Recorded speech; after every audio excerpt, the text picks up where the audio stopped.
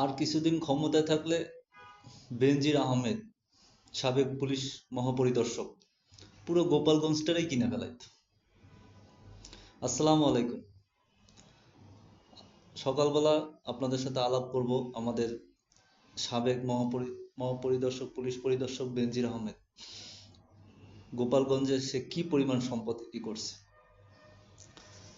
সে তার কর্মজীবনে বেতন ভাতা বাবদ ১,৮৪,৮৯,০০০ টাকা সে বেতন পায়।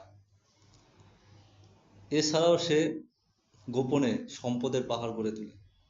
শুধু গোপালগঞ্জ জেলায় শাহাপুর ইউনিয়নে সে ৮০০ ও ৬০০ দুই দাগে ১৪০০ বিঘা জমি ক্রয় করে।